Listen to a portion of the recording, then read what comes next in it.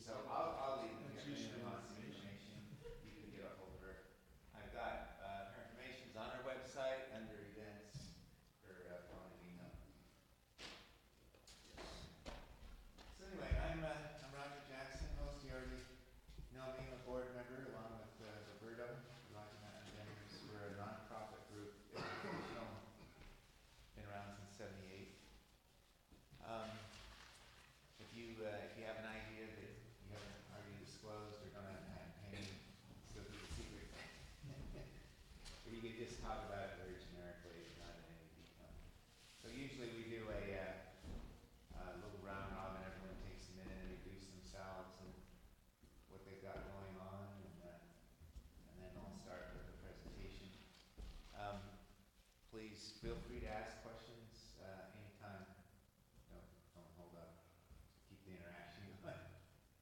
So I'll go ahead and start with, is it Chris? Dennis. Dennis. Yeah. Dennis Barkveld. I have a company called About Saving Heat that I started 41 years ago. And I actually did invent some things and did speak to a patent attorney. They told me that if you apply for a patent, somebody can change just one thing and kind of copy it. But if you do patent pending, you can keep it for 12 months without revealing your plan. So I did that, and on my website, I changed it to patent depending, depending if I apply or not. That's a new one. And that's it.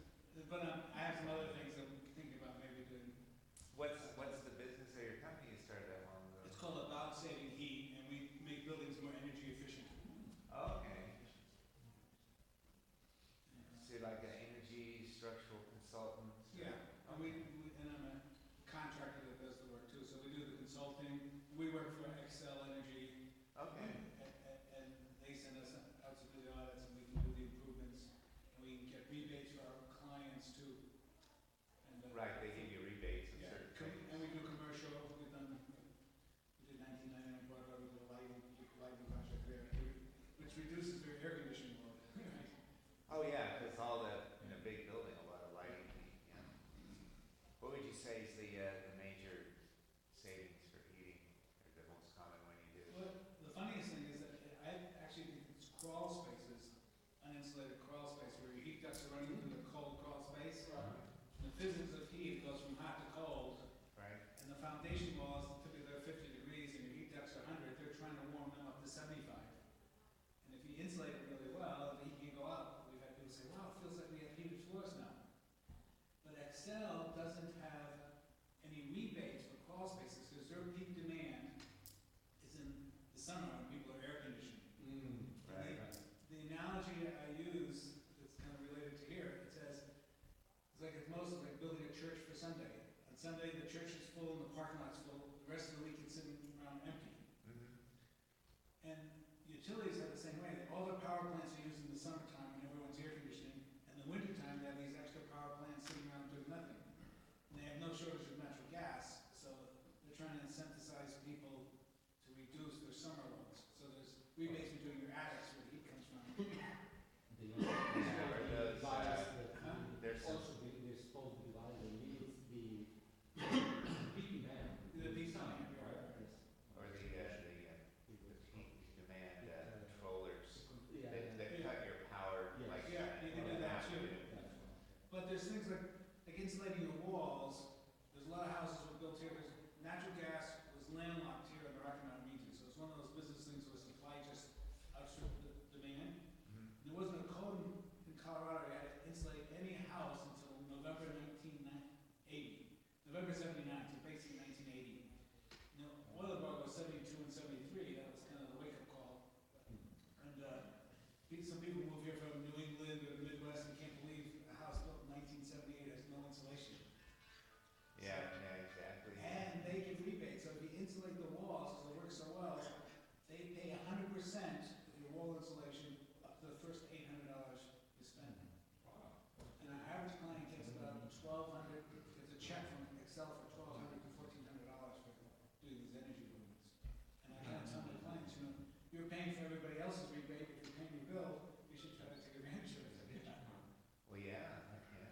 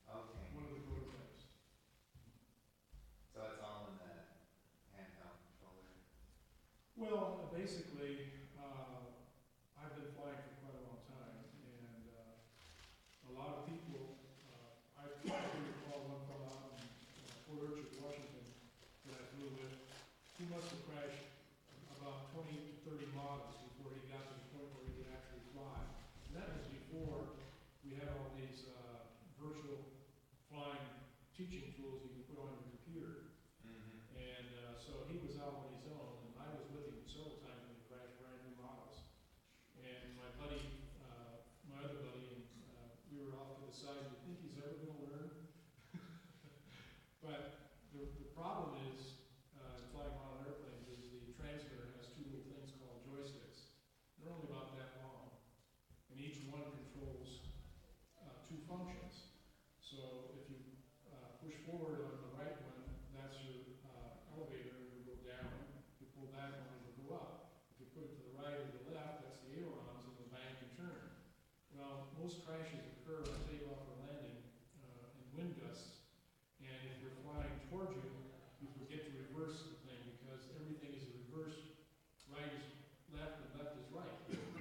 So if you think you're going to be turning the correct way, you're not going to be, and you're going to belly it right into the ground. So my device corrects all that.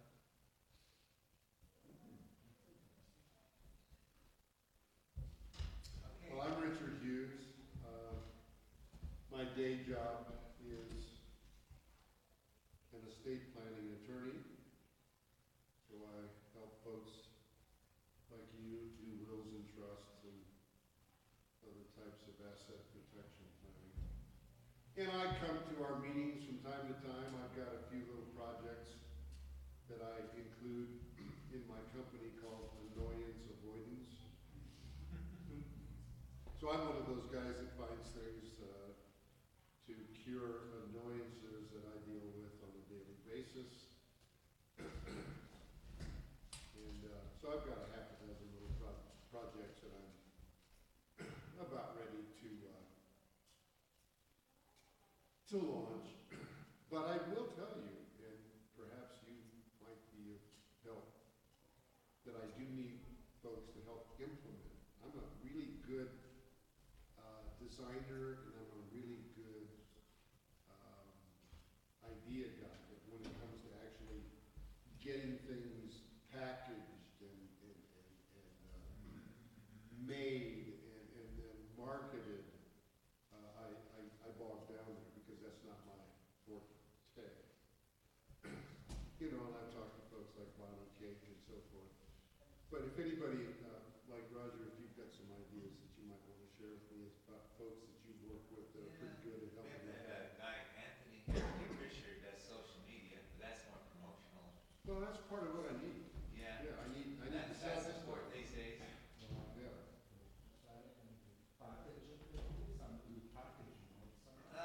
That was Jerry, I think he's retired. Yeah.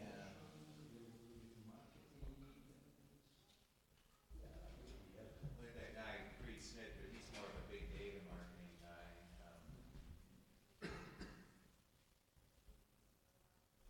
We do, I don't know, we can talk, I mean, I can go through my database, probably give you some. I'll give you one of my cards, and if you can think of something, Yeah. maybe you and I can talk a little later. Okay, because there's distribution, sales, how and where you're gonna sell it, everything's really important. Okay, Ed? Ed Wilson, and I formed a company back in '61, and we've been into several different industries, ended up in the alarm business, and I invented some stuff using plastic fiber optic cables. That went on for quite a while. In fact, Carnegie Mellon just ordered some more, some stuff that I designed back in 1985, says 32 years that they thought it was great stuff. So, but anyhow, I just recently heard from the patent office, I'm getting my 9th patent, and I'm trying to get a prototype built. And it's going to require some RF stuff, probably this Internet of Things type transmitters. And so I'm trying to find something to put it together for a prototype, working prototype. Congratulations. How long did it take to get it? About a year and a half on this one. That's average, I guess. I've had a lot of experience. Yeah, well, you know, probably, Lawsuits in the early 2000s and before, I mean, it happened then very routinely.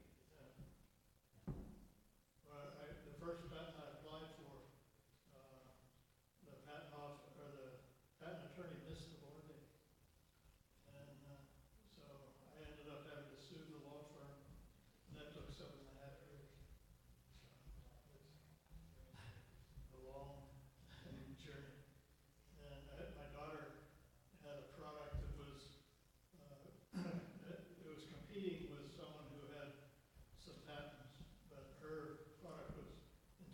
different than theirs. But they sued her anyhow to try and put her out of business, due to all the financial costs of having to Yeah, just the hire obstructing. attorneys to defend her and to, keep from paying them royalty. And so that went on for about 6 years. And finally got that settled. You could walk around with tremendous bills from lawyers. What did you get compensated on the bar date? Or how was it? Well, I semi-retired and bought a couple homes, boats. Oh, it's worth that much? Oh, yeah. It was major settlement. I ended up having to get a Philadelphia law firm who took it on consignment. And they paid all the expenses for the mock trials and the expert witnesses and everything. And we finally settled the day we were picking a jury. But, so they took a third of what we got plus expenses. Our expenses were a couple million. That much for, so the technology was worth that much? IRS, I think. The technology was worth that much? Well, in one of the mock trials, one of the jurors, that said it was worth 200 million, and that scared the defense. And so they said, we didn't. But that was just We for, didn't attempt to, that was not for, just for not getting what happened. that was for the potential that patent would have had. They did a international study as to. What what was they the, thought was the market product that the patent was gonna be about, was that in the market and making money? Well, it was, my light bar product was the first rendition, and it included the monitoring. See, I had a fuel listed central station for monitoring alarms. And so the way the patent was written was that anyone who used our product and monitored it, we would get a portion of that income. So it was worth a tremendous amount of So money. it was the lost licensing income. So, and that patent attorney is still practicing. We've turned Well, it over to the What did they do? They disciplinary. just fell into a crack time-wise? I guess so. I don't think he was on cocaine or something. But he hid the fact for 3 years. And we spent a lot of money trying to ramp up our sales and setting up dealers to distribute the product. And so What was the patent filed and then got rejected? they never found it. They never filed it. Well, I know sometimes, just my experience that, used to call it the on-sale bar. It's kind of tricky, and it's, Roberto could probably testify to, because it's not real clear about that date. It doesn't necessarily mean you gotta have the product up for sale. It really just means it's publicly exposed. It's just in any way whatsoever, and public exposure, really now that has a very low threshold. Like you can be in a private meeting in an office building, show your product, and if you didn't have confidentiality agreements, there was no obligation of confidentiality, that's a public disclosure, even though it's a non-public setting. So the bar is very low, and people do have a misunderstanding on that, 'cause sometimes they'll have a product and then they'll disclose it to a distributor, or, like kind of business to business, but before it goes out retail to the public consumers. And they'll think that, well, the public disclosure was the sale, but the public disclosure is really you told your distributor without a confidentiality agreement, which could be a year before or something. So, What's the, how soon do you have to file for a CIP? those you can do as many as you want. The only requirements are that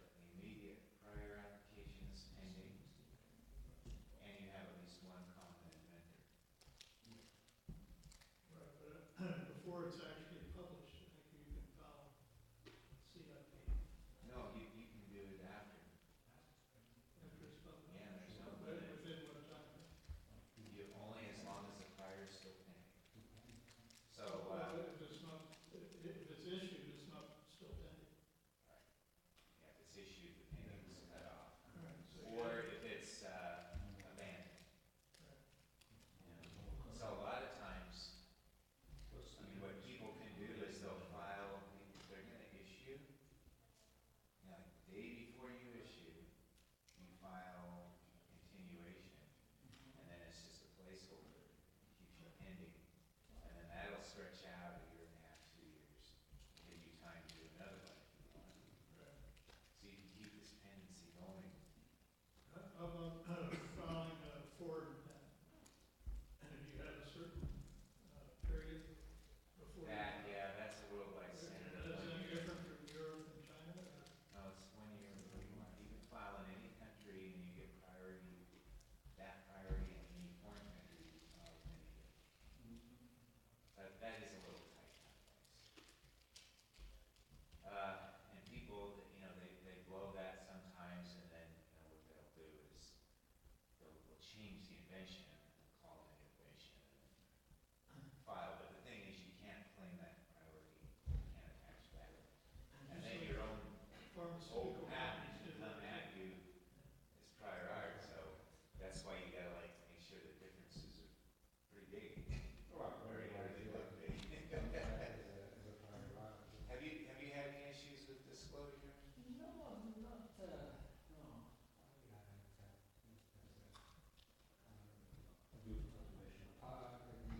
Yeah, because it's not, it seems like it should be clear, but it's basically, if it's one entity to another, and there's no obligation of confidentiality as a public disclosure, so.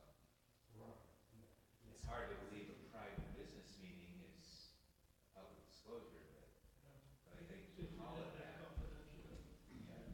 But the only time that it rears its ugly head is if somebody tries to lurk your patent, your idea.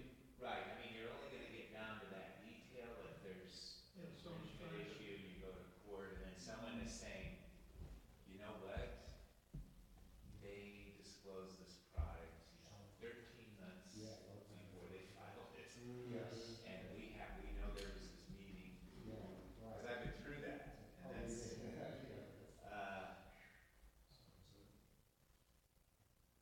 and it's, inventors can be their own worst enemies because they always disclose before they file somewhere, somehow. It's like it's lurking out there. Sure. And it's the degree of disclosure too. Talking about it is different than actually showing. Right, it to we somebody. have a deal called experimental use.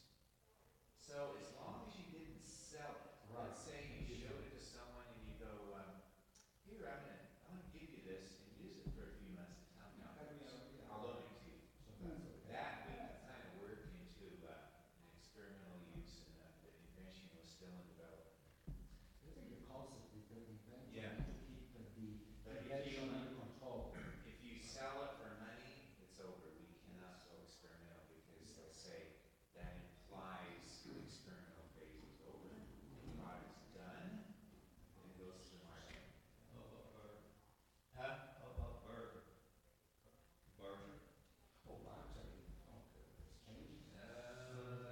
There's probably still gonna be a sale because it's the exchange for something of value. Well, if it's The whole thing on the experimental use is you loan the product to someone and you say, I get it back. I'm not giving it to you, I'm not selling it to you. And then the other thing is like you give them paperwork and you say, test it, record what happened. Mhm. So that's always good stuff. And keep secret what you're doing. But that's, it can get dicey, and a lot of times, even in big organizations, the engineers, they'll make presentations on new technologies, and then boom, even within their own company, they present to an audience, and people aren't under obligation of confidentiality, or there was a sales rep in the meeting, well, they made their disclosure. And then, what usually happens is they'll do this new technology, they made a disclosure, 18 months later, it looks like it's really gonna start selling, so they want to do a patent. There you go. Yeah, it can get a little dicey. Plus, it was only the US.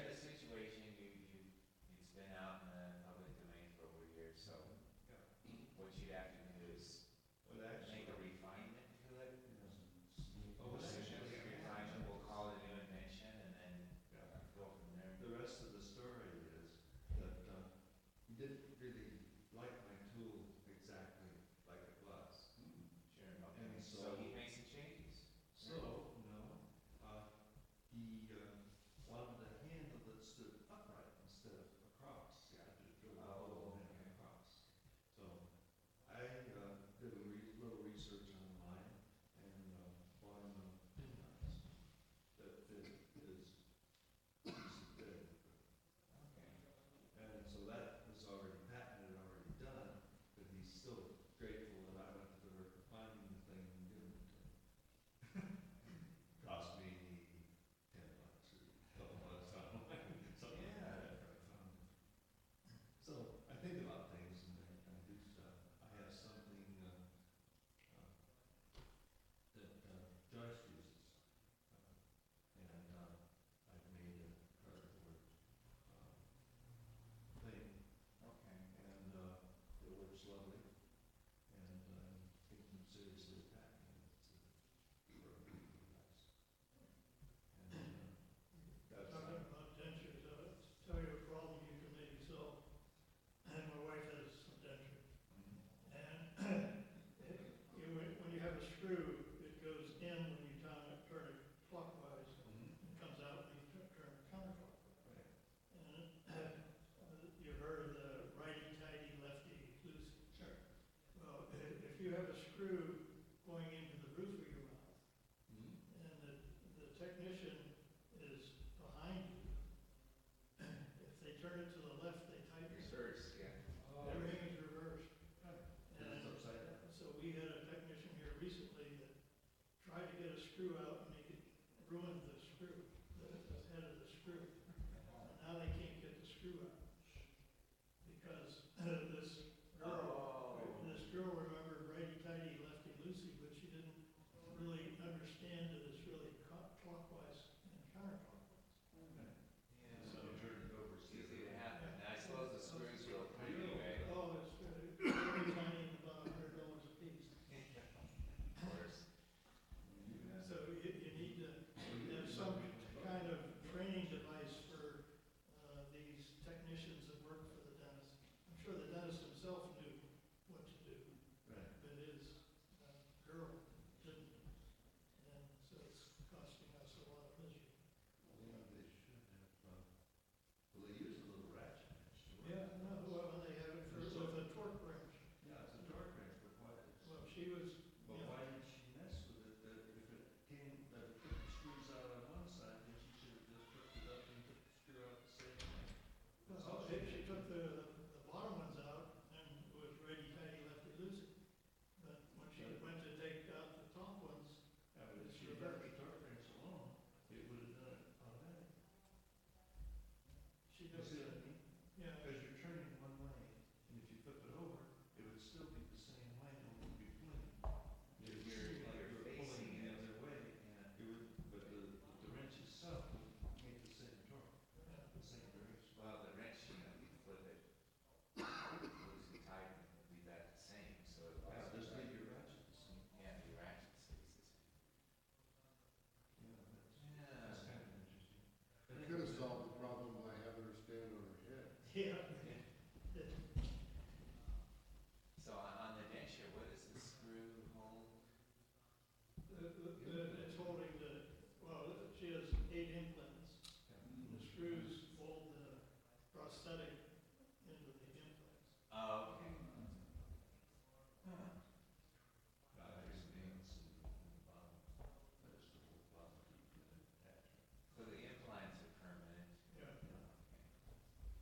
They're screwed into the bone. You can't use them for 6 months till the bone. The bone cinches around, yeah. And so if you see the advertisement from Clear Choice that says, in 1 day, just forget it. Yeah, It's the biggest lie. That means that they put them in 1 day, you know? You can't use it. You can't do it. You can have soup for 6 months. Okay, we got a presentation this, I think it's not till June, but it's a dental tool that's been patented, both US and Europe. We just got the European patent, but it's made out of sapphire, filled cavities, so the tip is clear. And of course, the way cavities are filled now with a composite that we cure with ultraviolet light. So the light travels into the tool tip.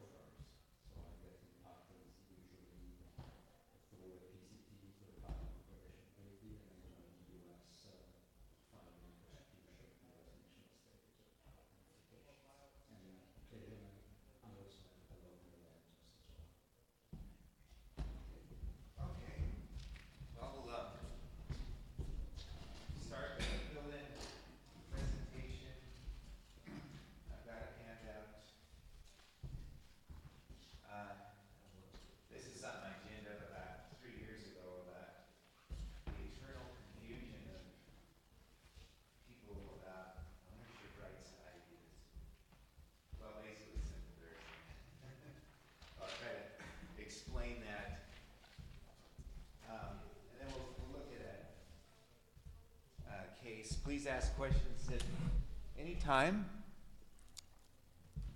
Anyway, starting on page 1 at the top, an idea,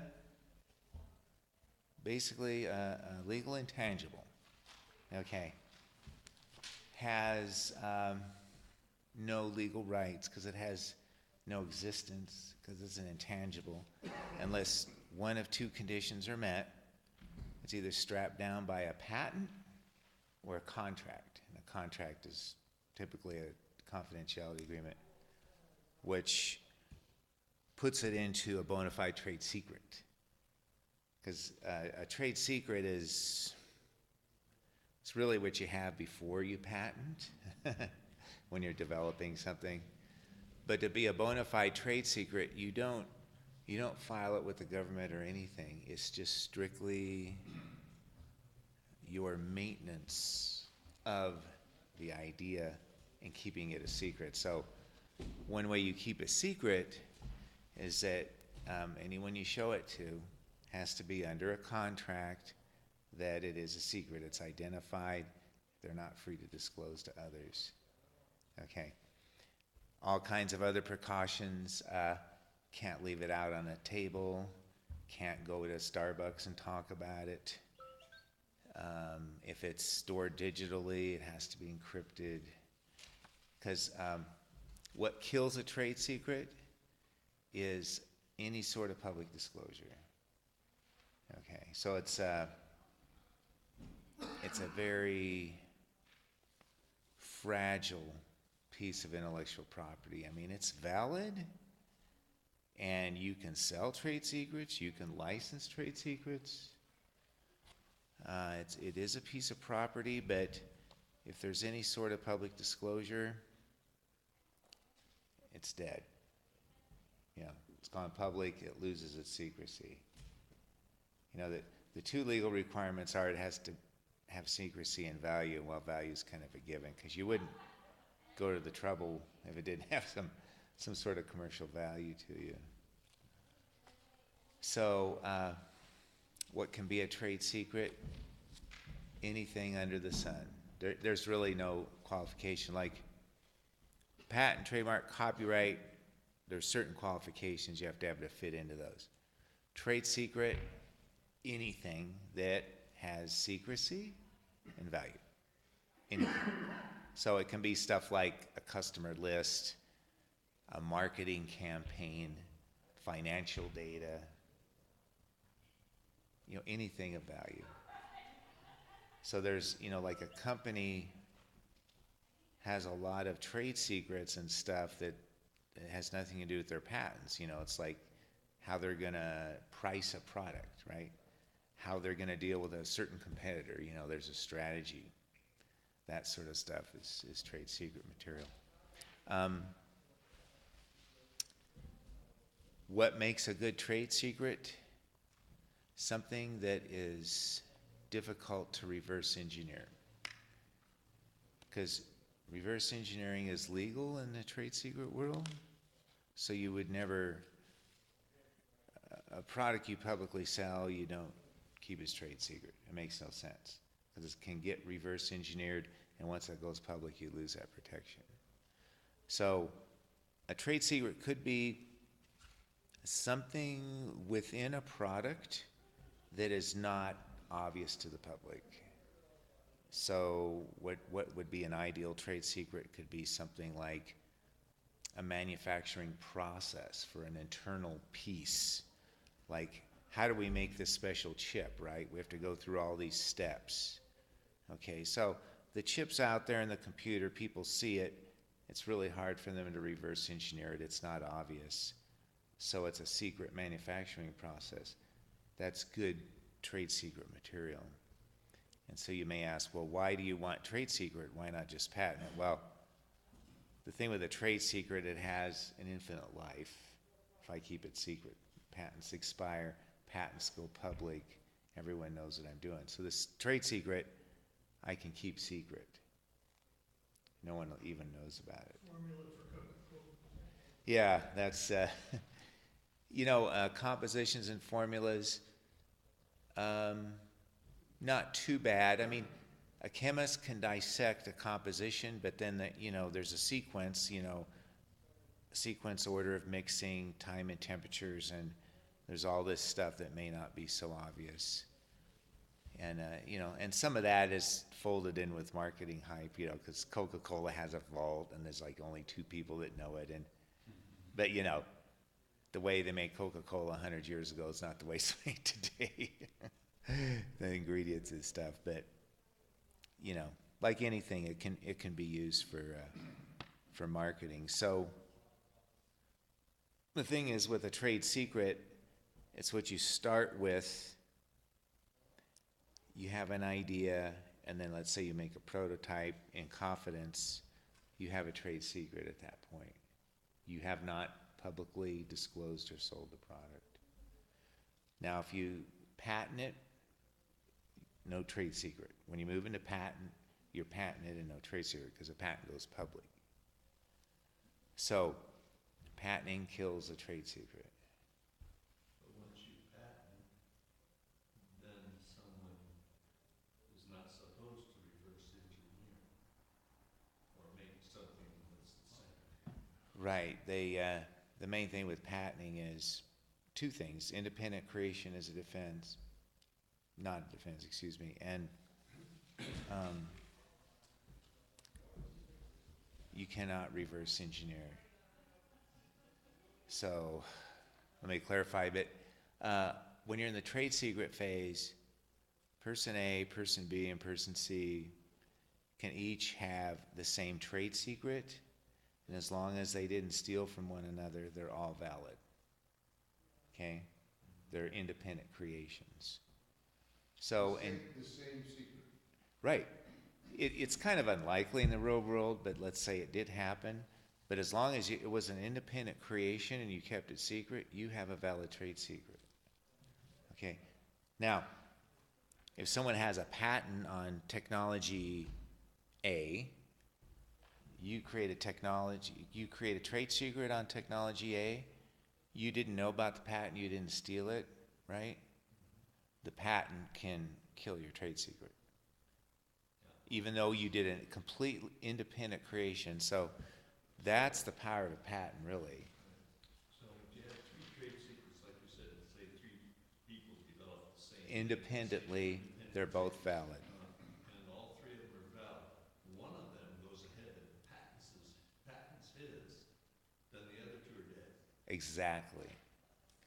And this is how the law, when you patent and you bring the product out to the public, you've turned the conceptualized technology into a real benefit for the public.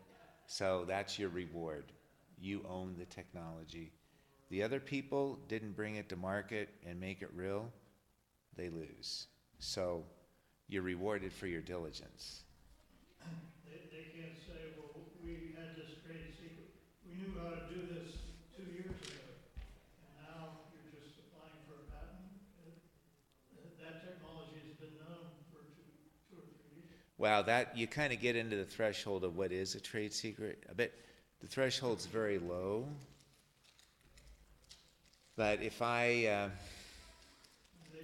had the trade secret years before someone else patented it, and they came up with it after me, I still lose. So that You couldn't say his patent is invalid because we've been doing this for a couple of years? well, but if you're in a trade secret, it's not public, so you can't hold that against the patent person. You can only hold them against your prior technology if it's known publicly. And if it's known publicly, you don't have a trade secret. So that's how a patent kills a trade secret. And trade secrets are, like I say, the threshold's very low. It can be financial data, customer lists, stuff like that. A trade secret can be a compilation of public information used in a new way. That's a valid trade secret. So the threshold's very low. I think there is also something to consider when you file for patent. There shouldn't be some secret left out. There should be a full disclosure, right? Because time, I remember I had a client. Enablement, yeah. He said, well, but then behind that, there is something that I will secret and I will disclose. I said, no. If you want to file a patent, then you need to make a full disclosure. You cannot keep Yeah. half of it as a secret and half disclosed. I know, people, they do split inventions, and it's Right. risky. Like, let's say I have a new electronic device, so I'm gonna do a patent on the device, but I have some, super secret software running it. So I don't put the software in the patent. I wanna keep that as a trade secret, Sure. because I wanna reuse this software system on things in the future. I don't want them disclosed in a patent where my competitors can see it. People do that. Sure, that's valid. But it still comes under the piece I'm keeping secret. It has to be really hard to reverse engineer once it's in the public. Huh? Can you copyright that as intellectual property? Software, yes, Now, that's you what I was can. thinking, but that would be only if you don't change it. Yeah, see, copyright protects a singular expression, and Right. that's the risk of it. It's just Then it's done. a patent. You can cover multiple versions of a concept. Copyright is a single tangible embodiment. And then copyright's traditionally books, music, portraits, pictures, but it's a single fixed thing. But in the real world, there are copyrights that are very valuable commercially. And copyright has a long life. Like, they can go up to 105 years, which you can thank the entertainment industry have got Congress to do that. Patents worldwide die at 20 years. The copyrights, it's this funky thing of it's the author's life plus 70, I think. And it depends when you publish. You got to calculate the life of each one. But they can go easily just over 100, so they have a long life. And I do have a definition here, but that's when I'm going to get to the end of this, what copyright is. Copyright is supposed to be non-utilitarian, whereas a patent's utilitarian, functional, has utility benefit. A copyright is more artistic, entertaining, non-functional. And software is kind of like software is like existing somewhere in the stratosphere. Like, people copyright it even though it's, wait a minute, software is functional. It's not artistic. Well, it can kind of be artistic, but those copyrights have been in, and people also patent software.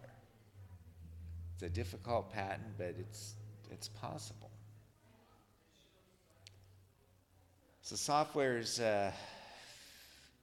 kind of tricky because the right people get a hold of it, you can reverse engineer it, I think, without too much trouble. So it's a little tricky, but copywriting certainly, because it's lower cost and easy to get. Patenting maybe. So the thing is, the patent, short life, that's the major disadvantage. Only certain things qualify as patent, but patent during its life has absolute power to prevent anybody that independently created that same technology. You can stop them. Trade secret, you can't do that. Trade secret, you can only stop someone if they misappropriated it from you. If they stole it from you, then you can stop them. So trade secret, I kind of liken to like a raw egg. It's got a thin shell, and if it gets knocked around, it breaks, and then it's all over. That's your public disclosure. That's always your risk on trade secret. So moving to page 2, and please ask questions.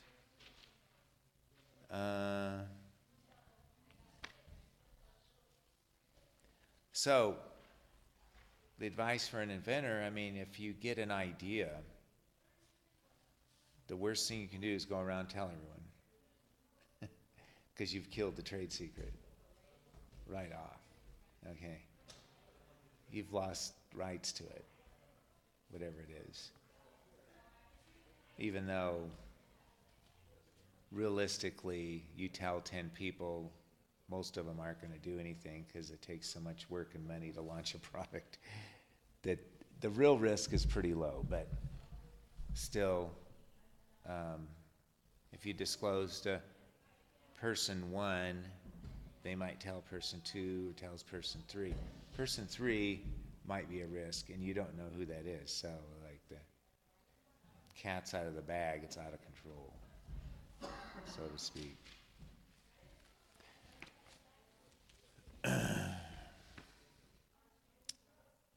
So I guess probably everyone right here probably is pretty comfortable with that you don't really have rights to an idea.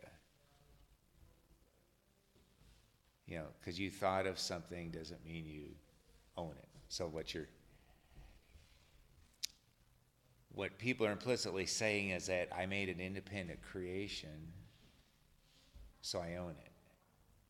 But it might already be in the public somewhere in the world. It might already be patented. And the thing is, with an idea, you haven't, we call it reduction to practice, but you haven't made it real. You know, it's just a concept. There's a big difference. Yeah.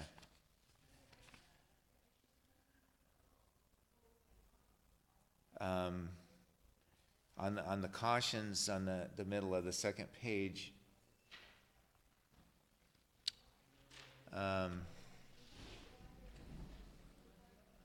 we talked about it being, you know, disclosed anywhere in the world.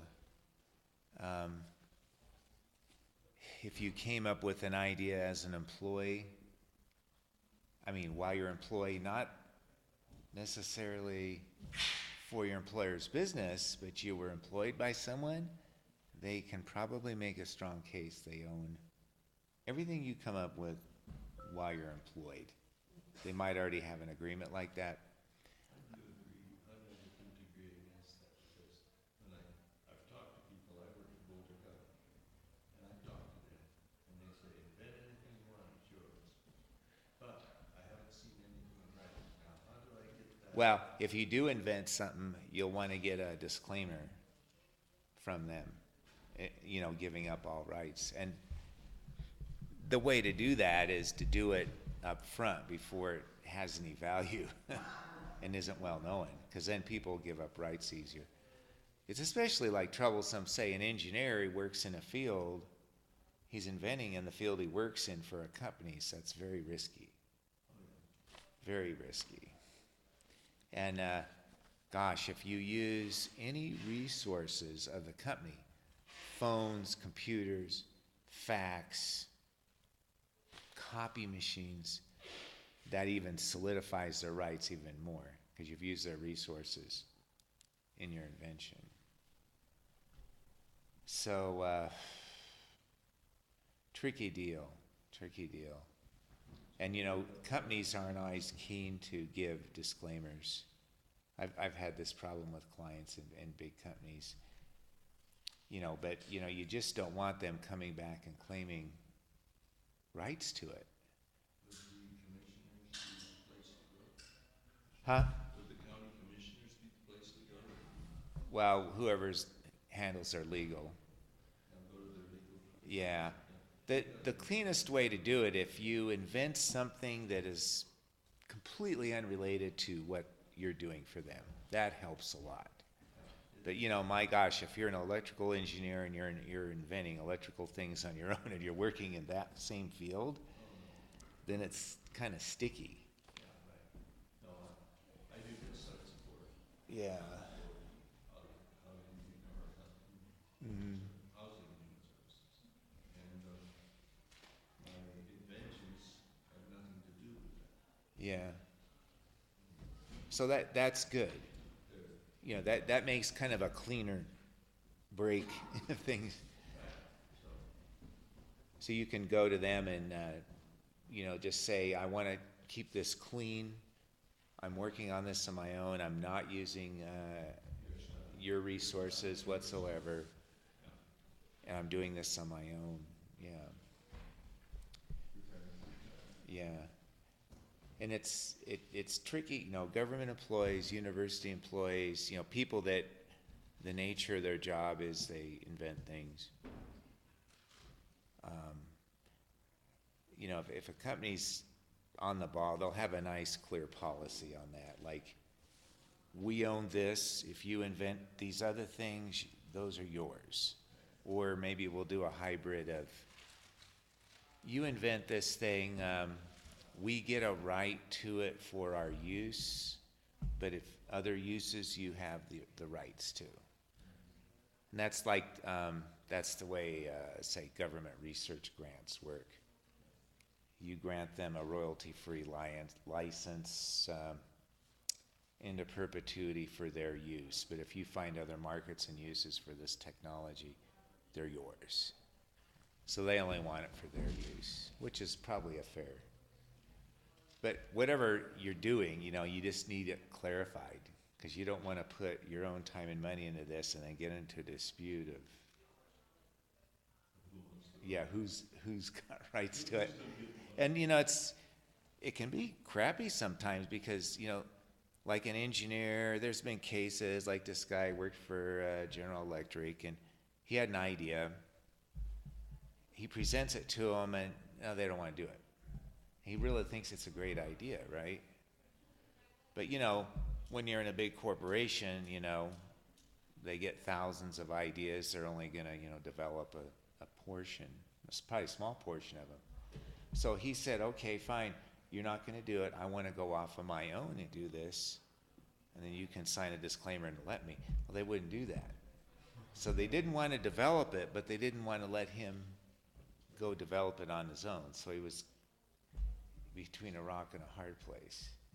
And that companies can do that. HP was a lot better to the guys that started that, Yeah. because they presented it to HP first. Mm-hmm. And HP said, we don't want to do it, you guys have fun. And they did. Yeah. So, if you're creating anything, always have an agreement that preserves the trade secret, no matter what, even if you're going to patent or not, just for now. And if you're working for someone or using someone's resources, have an agreement on who owns what.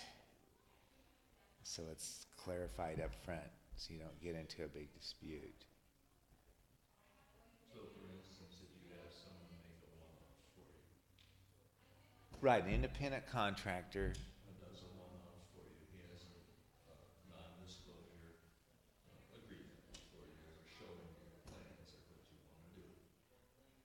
And then he gets a certain sum for doing that. And Right, you've paid him for a service. I pay Now, him where for it can get sticky is that he'll go, I suggest this slight improvement. You incorporate the improvement, it turns out to be important to the success of the product. He's a joint inventor with you. Now he's your partner. So, you want to clarify in that agreement that their suggestions they make are owned by you as part of their compensation for the services. And if you don't have that, then they can come back and claim to be a partner. And it's like, you know what, none of this even matters unless the idea hits it big. But a few do, and they make millions of dollars, and then there's all kinds of litigation. Because someone is saying, well, I talked to him about it and I suggested something. So I should be part owner. I mean, you're making millions of dollars. I'm, poor.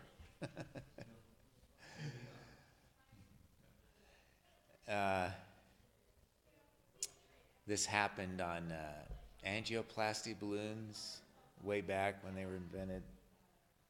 doctors had the idea for the structure of it. They were having trouble getting it to work right. They met with a plastics expert salesman who suggested some unique materials. That was the key to getting it to work. The doctors filed their patents, didn't name the plastic salesman as a joint inventor. The doctors went off to make millions licensing in this. So that plastic salesman came back and sued them for leaving him out of the patent and as a part owner of all the royalty. So the casual suggestions, it might be key to the product success. Just a caution.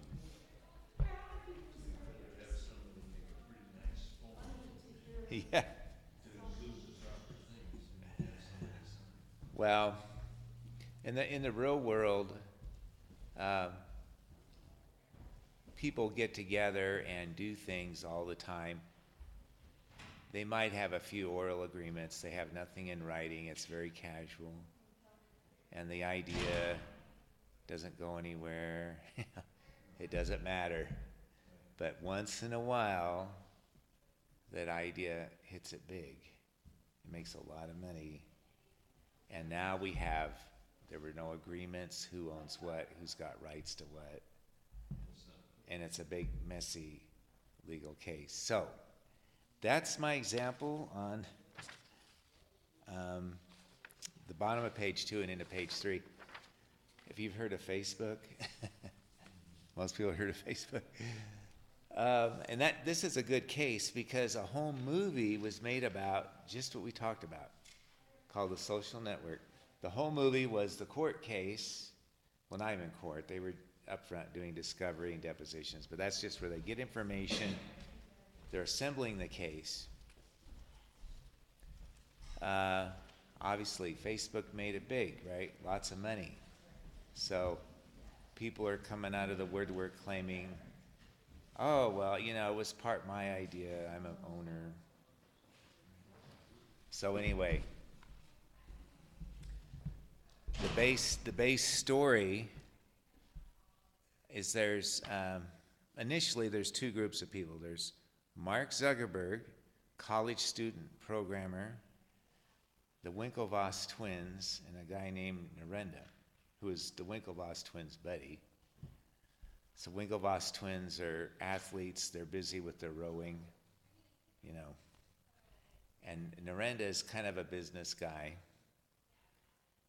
And so Winklevoss twins and Narendra have an idea for a social network, like just within the school. Okay, but none of them know programming. They're not really sure how to make it a real business, and all this. So they get together with Zuckerberg and say, hey, can you write us some code, for this the social networking site, We had this idea. And he goes, yeah, okay. And so we're going to start, applying logic here. Well, in law, we call it the IRAC, issue, rule, analysis, conclusion. But the first thing you say, what's the legal relationship of these parties? We'll lump together the Winklevoss twins and Narendra as one legal classification, and Zuckerberg is another. But so Zuckerberg's writing this code. They're not paying him. Okay, so legal relationships. Zuckerberg is not an employee. He's not getting paid. Narendra and Winklevoss promised Zuckerberg, well, if this turns into a business, you'll have part ownership. And that's about as far as it went. How many times people say that to each other? All the time. It's deadly, but that's what they say, okay. So Zuckerberg's writing some code for, a few months. And the Winklevoss are doing their athletics. They're not really too involved, and Narendra's kind of involved. So Zuckerberg's like, these guys, they're kind of dead ducks, whatever. And I kind of like this social network thing. So he goes off on his own and finishes it, turns it into a real site, gets it, released within the school, and it's starting to be used by people, but it's just within the school. And I think he gets Efren, what's that guy's name? Efren, the Brazilian guy. Kind of knows some business. He's a fellow student, so he's kind of helping the business in a little bit. I think they're doing some small-scale advertising within the school. And so here we have a situation where Winklevoss and Arenda had the idea, but they never were involved in developing or making it real. Zuckerberg basically did everything, made it into a real website with all the code, and was working. So, of course, Facebook grew, went into multiple schools, and then went national, became very valuable, right? And so Winklevoss and Arenda sued to get some money, because Mark Zuckerberg was quickly going to become a billionaire. And they're like, wait a minute, it was my idea. You owe us something. So we kind of have to piece this apart. Like, let's look at things. I guess one thing we can eliminate right off the bat is there's no patents here, okay? There was none written, none filed. And we're basically talking software. So, yeah, patenting is, pretty amorphous, but no one ever did anything patenting-wise, so there's no patent. So let's look at the other things. Did we have a trade secret with this code? It's like, no. Why? It was openly discussed. It was discussed in public areas. There were no NDAs whatsoever between any party. No trade secret. They hit the low bar of public disclosure on this. So, no trade secret. No patent, no trade secret. Okay. Do we have a copyright? Now, there's a quirk in law about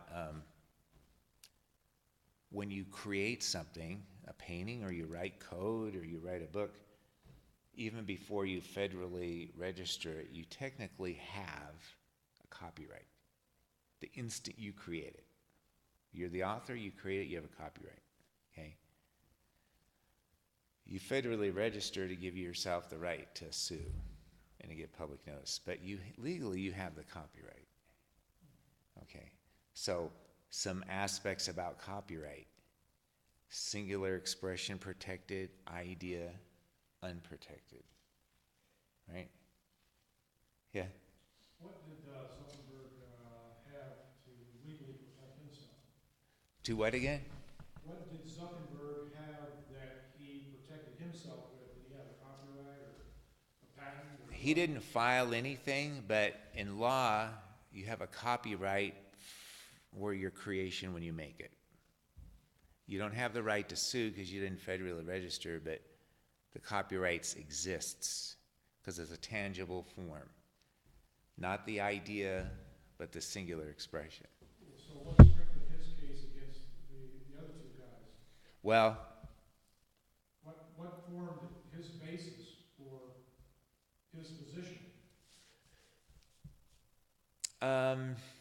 kind of a moral and a legal, because he made it real, he made it work. So he had the ownership in that he actually created. He had infrastructure. He reduced it to practice, as we say. I mean, he took it from a concept to a real. So if we're looking at copyright, Winklevoss and Arenda, they had the idea, let's say, or the start of the idea. Copyright does not protect the idea. So them giving Zuckerberg the idea of a social networking site, they have no rights. If they had minutes from the meeting when they first got together and discussed the project, would that have given them the rights that they had the disclosure on the idea? they didn't have anything in writing, but they still wouldn't have rights. Okay, so we're assuming, okay, a copyright exists on this software, even though it's not federally registered. The author of the software was Mark Zuckerberg, so he is by default the owner of the copyright. They didn't pay him anything to develop it. Right, he got paid nothing, so he was not an employee, because if he was an employee, then the employer would own the intellectual property, the copyright, anything he created. So that's one place where Winklevoss and Narendra went wrong. The other thing about being business partners, you know, because I guess there's probably, and you know, you guys can correct me, but I see like there's three, when we look at legal relationships, there's probably three major flavors. There's employer-employee between people, and there's independent contractor, and then there are partners in some sort of business entity. Or I guess there can be a thing called principal agent. But principal agent is really more like employer-employee, because the principal owns and controls the agent's activities. That's like an employee. So the legal relationship between Winklevoss, Narendra, and Zuckerberg was not employer-employee. It was not independent contractor. There's no payment, nothing in writing. You could say that there may be an implied partnership here that would give Winklevoss and Narendra some ownership in the copyright. But the thing is, they said if it succeeds, we'll give you some ownership of the company. That's as far as it went, and that is so unspecific and general, it failed to have any legal weight. You know, what they should have done is, if they would have scratched it out on a napkin and put some specific percentages or milestones, something concrete, it probably would have worked. But it's just too pie in the sky. Too pie in the sky. You really didn't have a company. If there had been a company, if they had incorporated, had a company and then said, we do. Right. With Narendra, When we do something. Narendra and Winklevoss did not create a company. That's what I Now, Zuckerberg's friend Esteban, he did make an LLC, so they were working it on their end. Because I think his name is Esteban. He's a Brazilian guy, but he kind of started the business, him and Zuckerberg, at least initially. And so he's living in Tahiti somewhere with millions of dollars that he got. He did pretty good.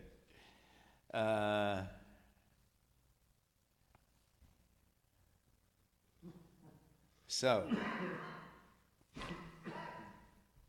I guess the point of the story is people informally get together and do these things all the time. And then when they never make money, who cares? But when one of them hits big, then, you know, you piece it apart, and Winklevoss and Narendra, you know, they just thought they had rights to this somehow, and they didn't. They didn't. You know, they even tried to use like the school student handbook to try to get rights, but then, well, the school said that's a contract between the student and administration, not student-student. And that wouldn't cover students pursuing business pursuits amongst themselves anyway, because that's not related to the school at all. So anyway, at the bottom I say don't feel sorry for Winklevoss and Narendra, because they did give him some money to, you know, make him feel good, settle, and go away. Because when you're a billionaire, like you can give someone a few million and just say, sign this agreement and don't bother me anymore. Even though he didn't have to. So it was nuisance stuff. So that's my story about who owns an idea. Nobody. So it's kind of by default, who makes it real is most likely going to be the owner, and it's rightfully so, because they're the ones that put the time and money in to make it real and a benefit to the public. Yeah. It kind of parallels a question that, obviously, I don't know whether anyone has copied Facebook or not. Since Zuckerberg formed this whole big social media thing around Facebook, I belong to Facebook, but I don't really know if there's any other, form of social media that's an exact copy of Facebook. Does anybody else know that? LinkedIn. Well, it's interesting because when he formed it, social networking was not new. I mean, there were probably a half dozen sites. They were small, but the concept, a lot of people thought of the concept. And then the big one was MySpace, But they can't, which Zuckerberg preceded can't it. sue them for copying it? No, because they, again, nothing was patented. All they could have is a copyright on their specific code. So as long as your code's different, even though you're doing the same kind of function, you're allowed to do it. So then, like with Facebook, their business power lied in the size of it. The more people you get on it, the more valuable it is to people. And that'll bring in even more people. So you become predominant size-wise just by your market strength, not by any intellectual property. Pretty much close to sort of a business Facebook. Yeah. So if somebody copies a patent, you've got a good legal case. How often does that happen? Copies of patent. How often does our patents copied? Is that very often? Oh, and like an infringement? Yeah, Reverse engineering, if you're commercially successful, you'll get copied, I would say. And it costs a lot of money to go out and Well, protect yourself. it's a strategy thing, like, what do you want to do with them? You want them to stop, you want them to pay a license, maybe you want to partner. There's all kinds of approaches. But that could cost a lot of money in any case, whichever way you went with that. Well, 90+% don't go to trial because of the time and cost, so it's kind of like the apparent power. You may threaten litigation, and companies, they don't want pending litigation on their books because it's such a red flag to investors and stuff. So they always like to settle it out, even if the case may not be that good and stuff. Of course, that's been some of the criticism, that like maybe a licensing fee's paid when the patent wasn't that strong or the infringement wasn't that close. But it's an economic decision of, if we stretch out the litigation, it's this much time and money. If we settle it out, we're done with it, and we move on. I think that happened with, way back in the late 90s, Amazon got a patent on the one-click purchase. So they call it a business method patent, but it's basically software. You can buy something with one motion, right? And so they sued Barnes & Noble because, when the internet was just starting, everyone was starting to do one-click purchase. And Barnes & Noble was all set. They were going to try to invalidate the patent, and they probably could have succeeded because the patent was written very broad. It was like, it didn't even involve the internet. It just said, you go to get a good, there's a database of information, you only have to initiate one action to make your purchase. very broadly written patent, like didn't even say internet. It's just this, it could have been a process you did with pencil and paper. And you could say, well, there's prior art in that. I mean, in 1850, I went to the general store, they had my information. I said, I want that bag of flour. I did one action, they gave it to me. Because they know me, they can bill me or whatever. But then I noticed in the media that they settled. And of course, the settlements are always confidential, so you never know what exactly happened. But it could have been Barnes and Noble, they negotiated, and it was just a deal of, oh, it's just cheaper, let's just pay Amazon the royalty and get it over with. Because we're going to have to challenge a patent, it's going to be a lot of money and time. It may or may not work, right? There's always that uncertainty factor.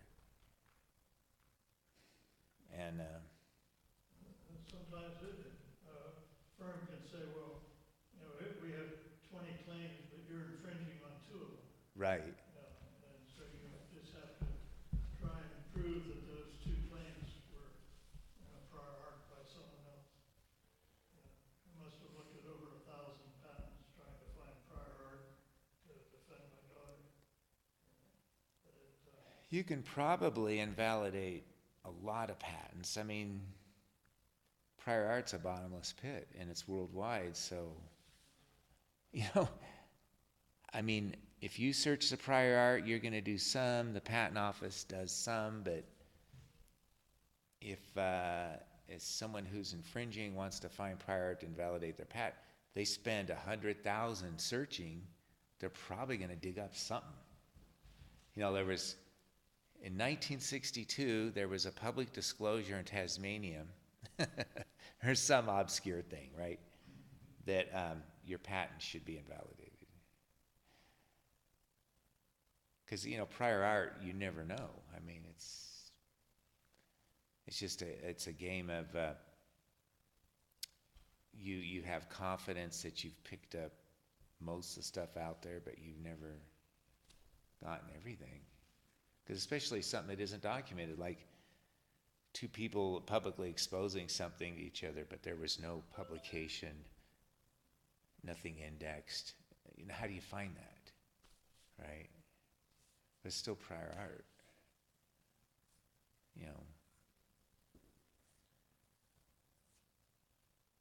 Anyway, any questions?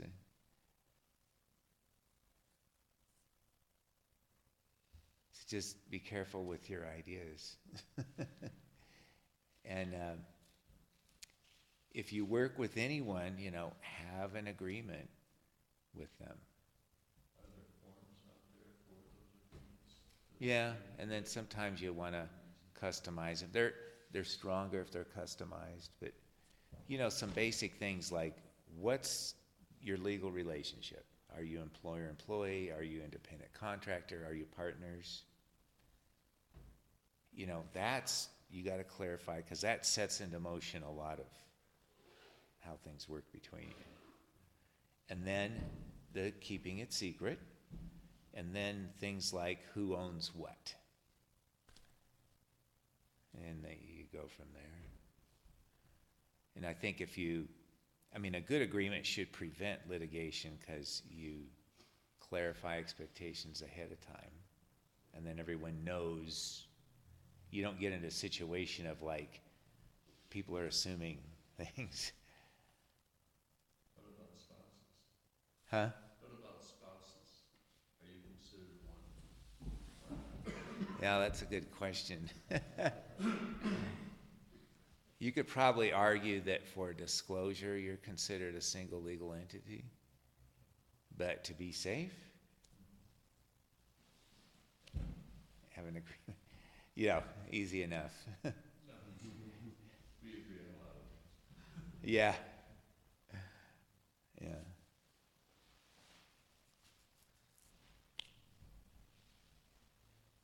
So, any other questions at all, or?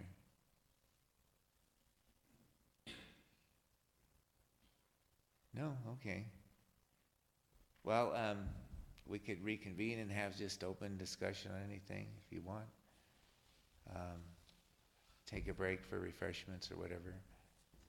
I'm back in 5 or 10 minutes. Okay, thanks. Thanks, Roger. Uh-huh.